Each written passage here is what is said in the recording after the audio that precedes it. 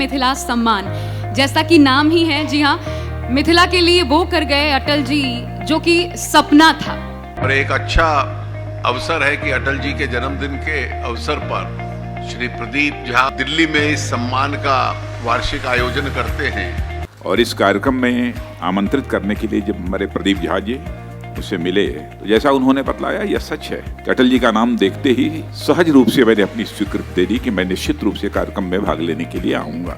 मैं इस कार्यक्रम के लिए विशेष रूप से प्रदीप झा जी को धन्यवाद देना चाहता हूँ। प्रदीप जी, सबसे पहले तो मैं आभार व्यक्त करना चाहता हूँ मिथिला के लोगों की तरफ से आपने मुझे ये सम्मान दिया।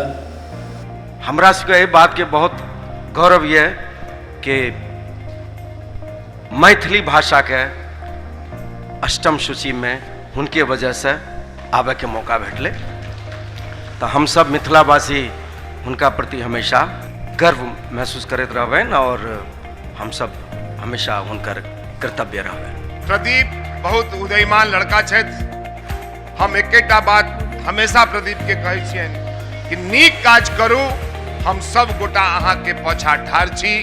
नीक काज में मिथिला के लोग सदैव आगा रहै छै, ककरो पाछा नहीं करै छै। दर्शक दीर्घा में उपस्थित अहाँ सबका आदित्य नारायण का प्रणाम।